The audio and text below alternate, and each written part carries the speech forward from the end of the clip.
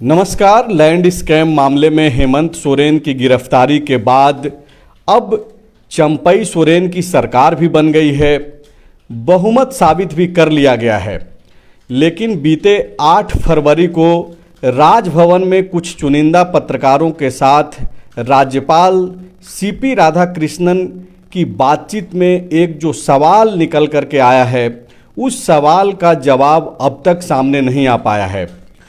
राज्यपाल सीपी राधाकृष्णन ने पत्रकारों से बातचीत के दौरान यह स्पष्ट करने की कोशिश की कि जिस तरीके से सदन के अंदर फ्लोर टेस्ट के दिन हेमंत सोरेन ने राज्यपाल को कटघरे में खड़ा किया, बाकायदा उन पर आरोप लगाया कि उनकी गिरफ्तारी में राज्यपाल राधाकृष्णन का भी हाथ है, उनकी मिलीभगत है। इसको लेकर के स्पष्टता जो राज्यपाल कुछ चुनिंदा पत्रकारों के साथ वार्ता में वो कर रहे थे, उस दौरान राज्यपाल ने एक बात कही कि ये जो 26.5 घंटे तक एक जो वैक्यूम रहा झारखंड की राजनीति में, झारखंड में, उसको लेकर के क्या ऐसी मजबूरियां रही। उसमें राज्यपाल ने गिनाया कि 1-2 फ़ोन कॉल्स ऐसे आए थे जिसमें यह दावा किया गया फ़ोन करने वाला व्यक्ति के तरफ से कि वो विधायक है और वो चंपई सोरेन को समर्थन नहीं देने जा रहा है। आपको मालूम है कि हेमंत सोरेन की गिरफ्तारी के बाद जिस तरीके से इस्तीफ़ा दिया गया राजभवन जा कर के, और उसके बाद हाथों हाथ चंपई सोरेन को महागठबंधन का नेता चुनने के बाद सरकार बनाने को लेकर के दावा पेश किया गया था। लेकिन 26.5 घंटे तक राज्य में अगर देखा जाए तो राज्य का कोई न मुखिया था, न कोई करता धरता था। और ये एक जो बड़ा सवाल है जिसको लेकर के झारखंड मुक्ति मोर्चा अब तक इस सवाल का जवाब राज्यपाल से मांग रहा है। और इसी सवाल को एक तरीके से देखा जाए तो जवाब देते हुए जो बातें राज्यपाल सीपी राधाकृष्णन ने कही, उसके भीतर भी कई सारे सवाल निकल करके आ गए। अब सवाल यही है कि क्या बगैर किसी ऑथेंटिसिटी के कोई राजभवन में फ़ोन करके यह बोल दे कि कॉल करने वाला शख्स विधायक है और वो दावा करने वाले नेता को समर्थन नहीं देने जा रहा है, तो क्या ये आधार बन सकता है सरकार बनाने में देरी को लेकर के? क्योंकि जिस तरीके से 26.5 घंटे तक राज्य में एक वैक्यूम रहा और ना कोई करता धरता रहा, तो वो अब भी सवालों के घेरे में है। हालांकि राज्यपाल ने ये भी कहा कि इसको लेकर के अगर सरकार चाहे तो वो सक्षम एजेंसी से जांच भी करा सकती है। आज इन्हीं सब मुद्दों पे बातचीत करेंगे। एक बड़ा सवाल है झारखंड में खास करके कि आखिरकार वो वो दो व्यक्ति जो अपने आप को विधायक बता करके राजभवन में फ़ोन किए थे और जिनकी वजह से 26.5 घंटे तक राज्य में सरकार नहीं बन पाई, क्या उसको खोजा जाना जरूरी है। हमारे साथ मनोज पांडे हैं और सनी शरद भी हैं। फ़ोन लाइन पे वरिष्ठ पत्रकार प्रदीप सिंह भी जुड़ेंगे, तो आप इस लाइव का हिस्सा बने रहिए। और इससे पहले कि हम लोग चर्चा शुरू करें, इसे आप शेयर भी कर दें ताकि ज़्यादा से ज़्यादा लोग इस लाइव में जुड़ सकें। पांडे जी, सबसे पहला सवाल यही है और महत्वपूर्ण भी है कि जिस तरीके से 8 फरवरी को पत्रकारों से बातचीत में राज्यपाल ने एक बात कही कि 1-2 फ़ोन कॉल्स आए थे उनके पास, और फ़ोन कॉल करने वाला जो शख्स है वो अपने आप को विधायक बताया और बाकायदा कहा कि चंपई सोरेन को वो समर्थन नहीं देने जा रहा है। और यही वजह रही कि तुरंत से जो है चंपई सोरेन को सरकार बनाने को लेकर के निमंत्रण नहीं दिया जा सका, 26.5 घंटे देरी हुई।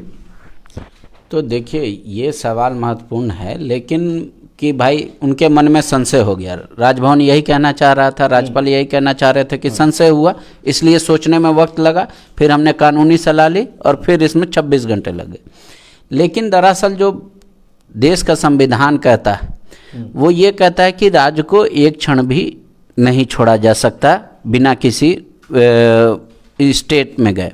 या तो आप प्रेसिडेंट रूल रहेंगे, या तो नॉमिनेटेड मुख्यमंत्री रहेंगे, या तो इकलौता मुख्यमंत्री रहेंगे, कार्यवाहक मुख्यमंत्री। तो कार्यवाहक मुख्यमंत्री हेमंत सोरेन रह नहीं सकते थे, तो लिहाजा जो सबसे बड़ी बात है, जो सवाल उठ रहा है कि जैसे ही सारे विधायक बस में बाहर थे, अगर उस पे भी डाउट नहीं था तो जो लेटर लेके गए थे समर्थन पत्र, उस समय उनको तुरंत लेटर दे देते गवर्नर कि आप नॉमिनेटेड आज से हो गए सीएम, आपको शपथ नहीं दिलाएंगे अभी हम, जब तक हम इंडिविजुअली नहीं मिल लेते विधायकों से या हम परेड नहीं करा लेते, लेकिन आप अभी लेकर आए हैं समर्थन पत्र तो आप आज से नॉमिनेशन आपका हो गया है जे सीएम। वो करके अगर वो समय लेते शपथ ग्रहण कराने में तो शायद वो उंगली नहीं उठती राजभवन पे जो आज उठ रही है, या जेएमएम बार बार जिस बात को पूरी जोर शोर से कह रहा है। लेकिन ये तो आप जो बात बोल रहे हैं कि ऐसा किया जाना चाहिए, लेकिन सवाल ये है कि अगर कोई भी व्यक्ति जो राजभवन में फ़ोन कर दे रहा है और अपने आप को विधायक बता रहा है तो बगैर किसी एश्योरिटी की कॉल तो कोई भी कर सकता है और अपने आप को कुछ बता सकता है, तो क्या राजभवन में मान लिया जाएगा? उसको आधार ये माना जाना कितना सही है कि वो कोई विधायक ही होंगे? वो तो कोई विधायक नहीं भी हो सकता है कॉल करने वाला। देखिए, ये तो जो चेयर पे बैठता है उसके विवेक पे निर्भर करता है कि वो उसकी चीज़ को कैसे ले। जैसे आप चेयर पे हैं और बहुत हाईली रिस्पॉन्सिबल हैं तो आप किस बात को बहुत संजीदा तरीके से लेते हैं और किस बात को थोड़ा लाइट वे में लेते हैं, ये तो सब आप पे डिपेंड करता है। लेकिन अगर सिर्फ ये तर्क है कि 2 फ़ोन कॉल आए इस वजह से मुझे रोकना पड़ा, ये तर्क थोड़ा नहीं जमता। और उन्होंने कहा गवर्नर ने कि भाई जांच करा लीजिए किसी भी राज्य के एजेंसी से, और गवर्नर हाउस पूरा सहयोग करने को तैयार है। तो ये चंपई सोरेन के लिए ज़रूरी भी है कि वो जांच होनी चाहिए कि कौन थे वे 2 लोग। नहीं, ये तो स्पष्ट सी बात है कि राज्यपाल संवैधानिक प्रमुख हैं और उनका विवेकाधीन अधिकार भी है, विशेषाधिकार भी है कि वो अपने हिसाब से तय करें कि करना क्या है।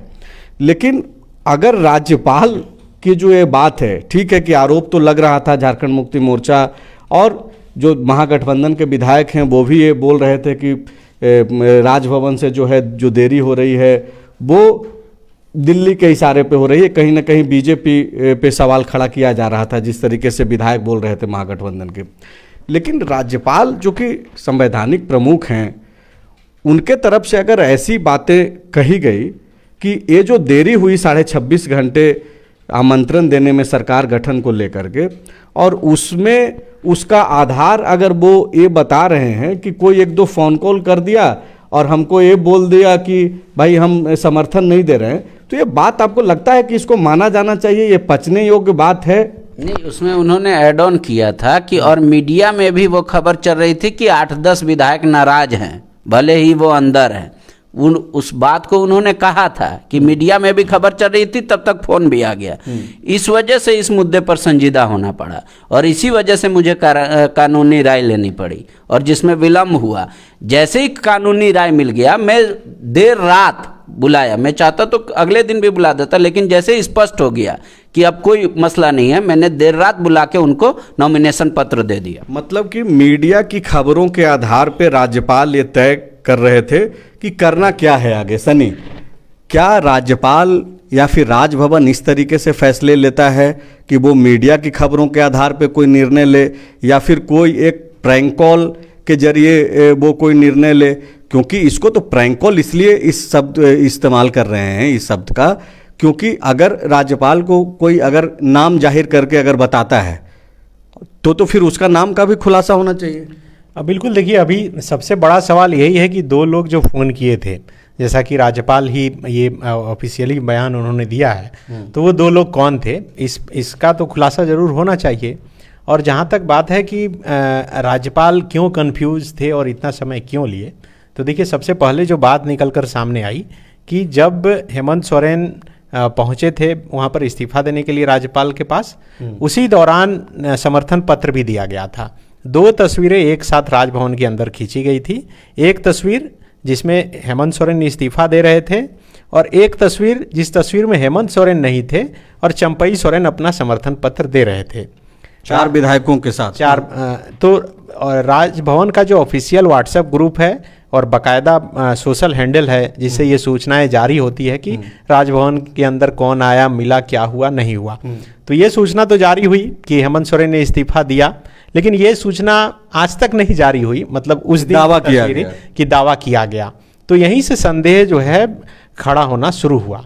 राजभवन के तरफ से ये तर्क निकलकर सामने आया कि चूंकि जो ये समर्थन पत्र है ये हेमंत सोरेन के इस्तीफा से पहले ही विधायक दल की बैठक हो गई, और हो सकता है कि अगर इसमें हेमंत सोरेन उस बैठक में मौजूद होंगे तो ये टेक्निकली इसे सही नहीं माना जाएगा।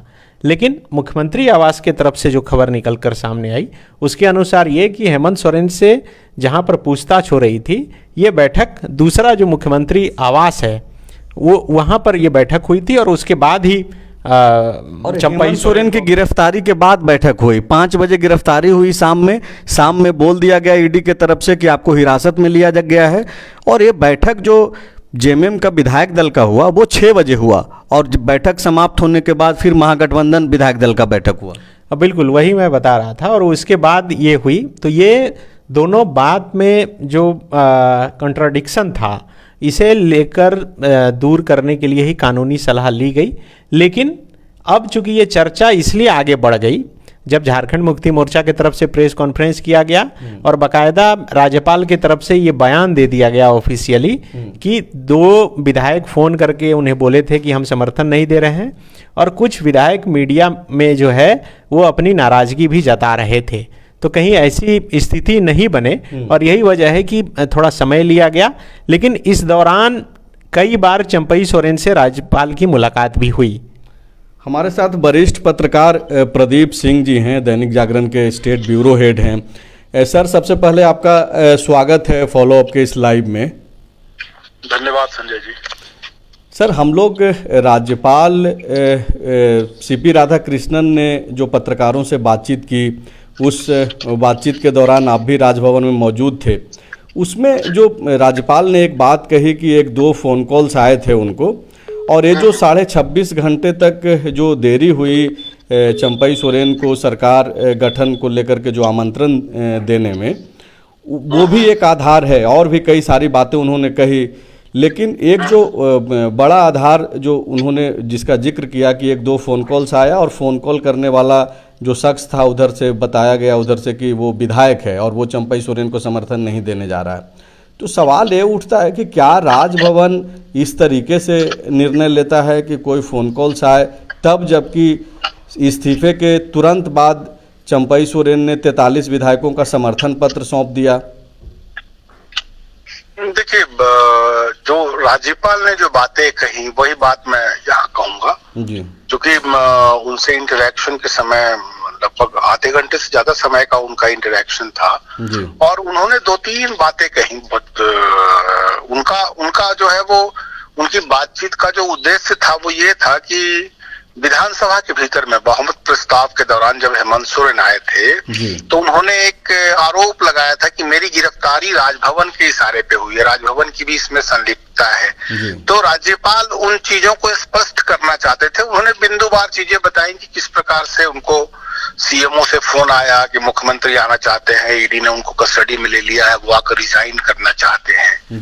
उसके बाद जब ये सवाल आया कि ये समय जो है वो ज्यादा लग गया, ये सवाल जो है वो पत्रकारों की तरफ से पूछा गया, तो उन्होंने 2-3 पॉइंट्स उन्होंने बताया। उनका ये कहना था कि जब ये जानकारी दी गई कि मुख्यमंत्री इस्तीफा देने के लिए आना चाहते हैं ईडी की हिरासत के बाद, तो उनसे चीफ सेक्रेटरी ने कहा, ऐसा गवर्नर बता रहे थे कि उनसे चीफ सेक्रेटरी ने कहा कि वो मुख्यमंत्री यहाँ अकेले नहीं आएंगे, उनके साथ और लोग होंगे। तो राज्यपाल ने कहा कि ठीक है, आप 2 और लोग आ सकते हैं। लेकिन वो जब आए तो वो 5 लोग थे वो और ये इन्होंने बताया कि आकर के उन्होंने एक सरकार बनाने का दावा किया, तो वो चीजें जो है वो राज्यपाल के नॉलेज में नहीं थी। राज्यपाल के मुताबिक वो चीजें उनके नॉलेज में नहीं थी। तो इस कारण से एक दोबारा जब वो आए तो उनको उनपे जो है वो इस बात को लेकर के था कि आप जल्दी जो है वो आप इन चीजों को जो है वो इन प्रक्रिया को पूरी करें। उसी बीच उन्होंने इस बात का जिक्र किया कि 1-2 जी। कम से कम एक और अधिक से अधिक 2 विधायकों के कॉल आए। उन्होंने साथ में ये भी जोड़ा था कि ये जरूरी नहीं है कि ये विधायक ही हैं, या मैं इसकी सत्यता जो है वो मैं नहीं जानता जी। तो, लेकिन उन्होंने इस बात को कहा कि ऐसा जो है ऐसा लग रहा है। तो उनके मुताबिक जो है वो इन पॉइंट्स के अलावा उन्होंने कहा कि क्योंकि पहली बार ये मैं खुद ही तैयार नहीं था इसके लिए, क्योंकि मुझे जानकारी नहीं थी, और उसके बाद जो है वो लगभग 26 घंटे उन्होंने बताया कि 26 घंटे में मैंने प्रक्रिया पूरी कर ली, और अगर मुझे देर करना रहता तो हो सकता मैं वो रात में नहीं बुलाता उनको, क्योंकि मैसेज नहीं जाए। उनका कहना था कि हमारे राज्यपाल होने के नाते जो है वो तमाम चीजों को देखना परखना मेरी जिम्मेदारी थी, और उनका ये कहना था कि हमने कहीं से भी मतलब इस चीजों को लेकर देर नहीं की। अगर किसी प्रकार की मंशा होती तो उन्होंने ये भी कहा कि बहुमत के लिए 10 दिन का समय जो है, उन्होंने कहा था चंपाई सोरेन को कि आप 10 दिनों में बहुमत प्राप्त कर लीजिए। तो ये राज्यपाल का जो इम्फेसिस था, राज्यपाल का जो जोर था, उनका ये कहना था कि ये कानूनी परामर्श लेने में इतना समय जो है वो मुझे लगा। आप कुछ सवाल पूछना चाहते हैं? सर, जो बातें आप बता रहे थे अभी, और जो मैं समझ पा रहा हूँ, चूंकि आप राज्यपाल की ही बातों को अक्षरशः यहाँ पे बता रहे हैं, तो मतलब राज्यपाल ये बोल रहे थे कि जो सूचना सीएमओ के तरफ से राजभवन को दी गई, उसमें ये तो बताया गया कि इस्तीफा देने आ रहे हैं हेमंत सोरेन, लेकिन ये नहीं बताया गया कि साथ ही साथ नई सरकार बनाने का दावा भी पेश किया जाएगा। हाँ, एकदम राज्यपाल के मुताबिक वो इस चीज से अनजान थे, वो इन बातों से अनजान थे कि उनके साथ लोग जो है वो और लोग आएंगे और वो ये सरकार बनाने का दावा पेश कर देंगे और वो विधायकों के समर्थन का पत्र देंगे। उन्होंने ये भी कहा कि उन्होंने 43 विधायकों के समर्थन का पत्र सौंपा, तो इन्होंने कहा कि ठीक है, मैं देखता हूँ, इसको मैं फिर बताता हूँ।